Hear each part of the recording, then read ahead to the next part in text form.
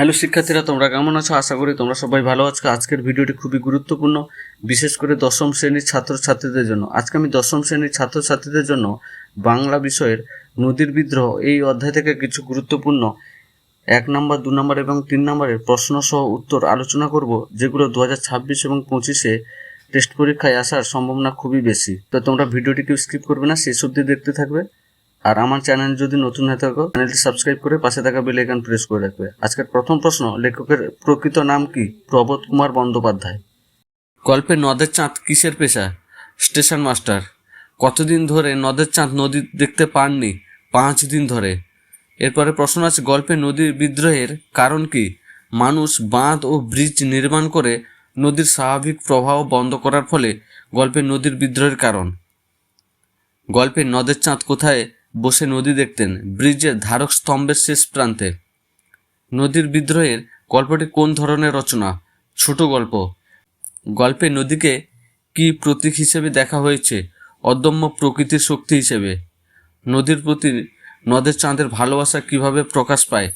তিনি নিজের কাজ ছেড়ে নদীর কাছে যান, চিঠি নদীতে ফেলেন ইত্যাদি। গল্পে ফেনিল আবর্তক কি বোঝাতে ব্যবহৃত হয়েছে? নদীর ধাপে ধাপে ঘূর্ণিত স্রোতকে। পরের কোশ্চেন আছে, নদীর বিদ্রোহ শিরোনামে কি ইঙ্গিত নিহিত? নদী শুধু একটি প্রাকৃতিক উপাদান নয়, বরং সে মানুষের বাঁধ, ব্রিজ ও সীমাবদ্ধতার বিরুদ্ধে প্রতিবাদী শক্তি। নেক্সট কোশ্চেন আছে, নদীর ভাঙন ও ধ্বংস দেখা যাওয়ার পর মানুষের জীবনে কি প্রভাব পড়ে? বসত নষ্ট হওয়া, ফসল ধ্বংস, জীবিকা ঝুঁকিতে পড়া, এইগুলো মানুষের জীবনে প্রভাব পড়তে পারে। নদীর প্রতি নদের চাঁদের ভালোবাসার একটি উল্লেখযোগ্য ঘটনা ব্যাখ্যা করো। নদের চাঁদ প্রচণ্ড বর্ষার পর নদীর কাছে গিয়ে নদীর উন্মত্ত রূপ দেখে পুরনো চিঠি নদীতে ছেড়ে দেন। নেক্সট কোশ্চেন আছে, গল্পে মানুষের দমন চেষ্টা ও প্রকৃতির প্রতিক্রিয়া কিভাবে প্রতিফলিত হয়েছে? মানুষ ব্রিজ ও বাঁধ বানায়, কিন্তু নদী সেই বাধা ভেঙে দিয়ে ধ্বংসযজ্ঞ করতে থাকে। নেক্সট কোশ্চেন আছে, নদীর প্রতি মানুষের দৃষ্টিভঙ্গি কিভাবে পরিবর্তিত হয় এই গল্পে?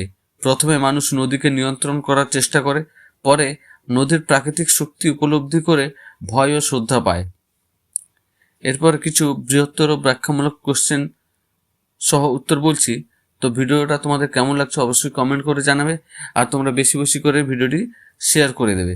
নেক্সট কোশ্চেন আছে, নদীর বিদ্রোহ গল্পে নদের চাঁদের চরিত্র বিশ্লেষণ করো। নদের চাঁদ একজন স্টেশন মাস্টার হলেও প্রকৃতি প্রেমিক। নদীর প্রতি তার আন্তরিক ভালোবাসা ও অনুভূতির প্রকাশ ঘটিয়ে গল্পে তার ব্যক্তিত্ব গড়ে উঠেছে। 5 দিন নদীকে না দেখে, উন্মত্ত রূপ দেখে তিনি বিস্মিত ও অনুপ্রাণিত হন। ব্রিজ ও বাঁধগুলির প্রতি বিরূপ অনুভূতি ধারণ করে তিনি অনুভব করেন যে মানুষ প্রকৃতিকে দমন করতে চায়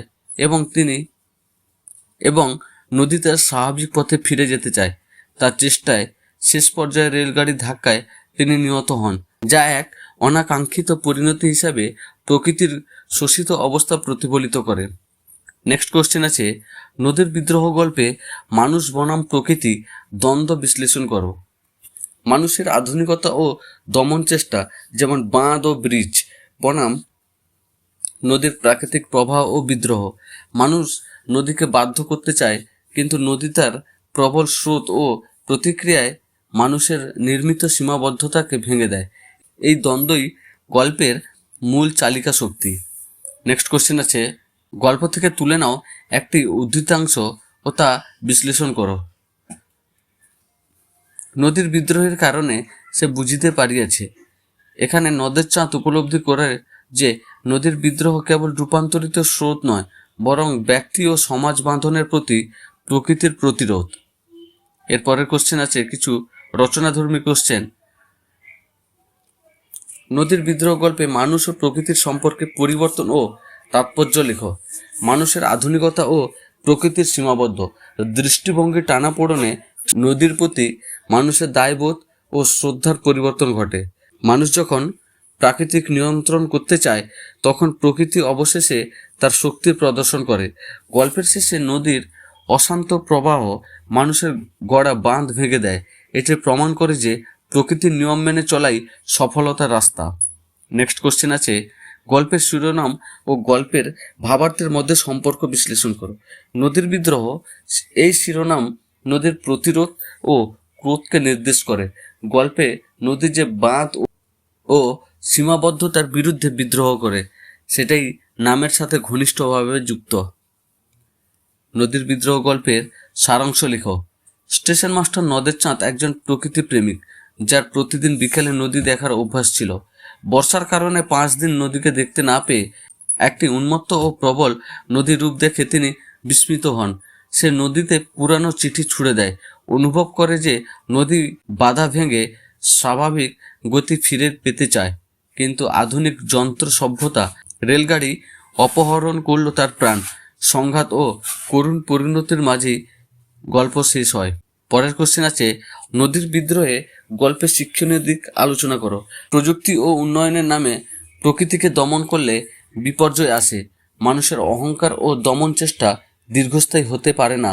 প্রকৃতিকে শ্রদ্ধা ও সংবেদনশীল হতে হবে। তো এই ছিল আজকের ভিডিওটি তোমাদের কেমন লেগেছে অবশ্যই কমেন্ট করে জানাবে। আর এরকম ইনফরমেটিভ এবং সাজেস্টিভ ভিডিও পেতে হলে আমার চ্যানেল এক্ষুনি সাবস্ক্রাইব করে পাশে থাকা বেল আইকন প্রেস করে রাখবে। আর ভিডিওটি বেশি বেশি করে তোমার বন্ধুদের সাথে শেয়ার করে দাও, যাতে তোমার সাথে সাথে তোমার বন্ধু বান্ধবরাও উপকৃত হতে পারে। ভিডিওটি দেখার জন্য অসংখ্য ধন্যবাদ।